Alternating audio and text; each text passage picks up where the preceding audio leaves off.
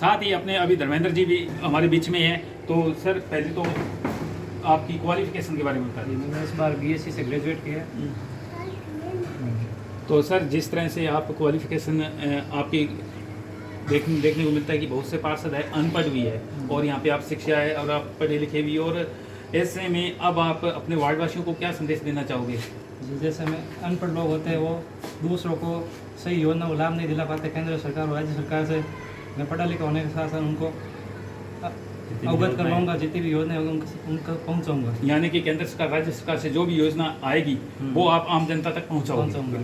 तो ये थे यहाँ से धर्मेंद्र जी, इनका कहना है कि केंद्र सरकार राज्य सरकार से जो भी योजनाएं आएगी आम जनता तक पहुंचाई जाएगी। नमस्कार, मैं महावीर प्रसाद डीपी के न्यूज चैनल से, और आज हम पहुंचे हैं नागौर नगर परिषद के चुनाव में, और आज वार्ड नंबर 1 में आए हुए हैं। वार्ड नंबर 1 की बात करें तो यहाँ से भाजपा उम्मीदवार धर्मेंद्र जी गौड़ चुनाव लड़ रहे हैं, जो अभी जनसंपर्क कर रहे हैं, वार्ड में घर घर जा रहे हैं, डोर टू डोर जा रहे हैं। साथ में ही अपनी चर्चा करेंगे। उनके चाचा जी हमारे साथ हैं, सरवन जी हमारे साथ हैं। सर स्वागत है आपका। धन्यवाद सर, आपका बहुत बहुत स्वागत है, आप हमारे वार्ड में पधारिए।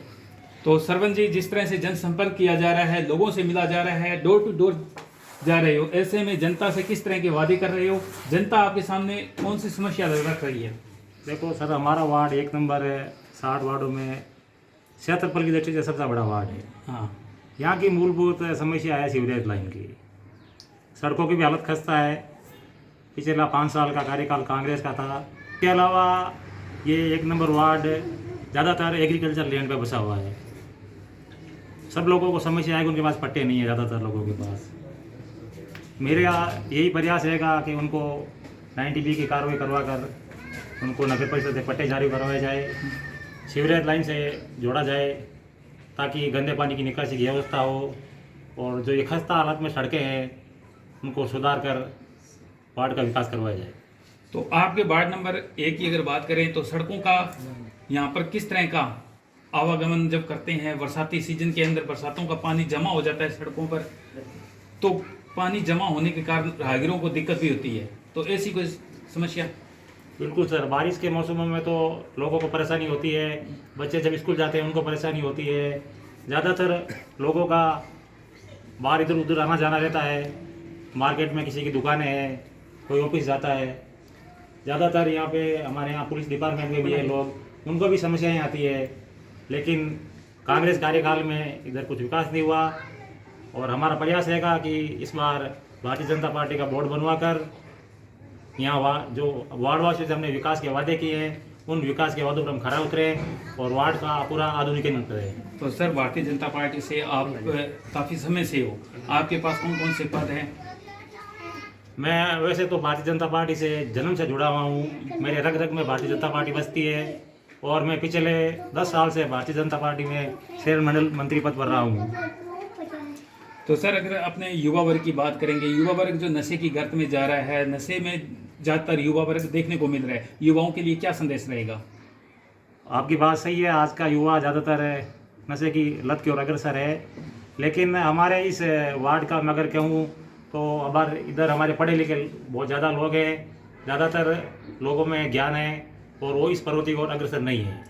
सर, एक अहम सवाल है, नगर पालिका हो या नगर परिषद, चुनाव हो जाते हैं, पार्षद जीत जाते हैं, आज़ाद उम्मीदवार भी जीत जाते हैं। ऐसे में जब लास्ट में चेयरमैन का दावेदारी पेश की जाती है, पैसों का लेन देन भी होता है, तो ये कहाँ तक जायज़ है? क्या इस पैसों के लेन देन से क्या विकास हो पाएगा?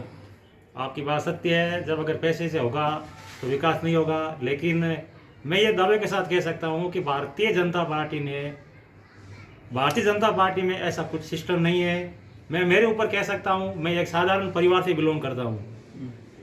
पार्टी ने मुझे टिकट दिया तो मेरी और मेरे साथ खड़े लोगों की मजबूती देख के मुझे टिकट दिया है, और उनको यकीन है कि ये जो है वार्ड में विकास करवाएगा और जीत कर पार्टी के साथ खड़ा रहेगा। सर, केंद्र सरकार राज्य सरकार से बहुत सी योजनाएं आती है, कुछ पार्षद होते हैं उन्हें ज्ञान नहीं होता है और वो योजनाएं आम जनता तक नहीं पहुंच पाती है। अगर आपके यहाँ से धर्मेंद्र जी गौड़ विजेता होते हैं तो ऐसे में वो योजनाएं क्या आम जनता के घर तक पहुंच पाएगी?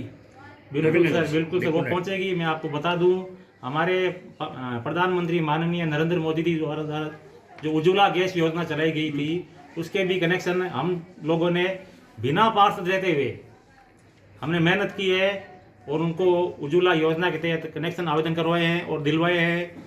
विधवा पेंशन है, वृद्धावस्था पेंशन है, आदि योजनाएं भी हमने लोगों को पहुंचाई है।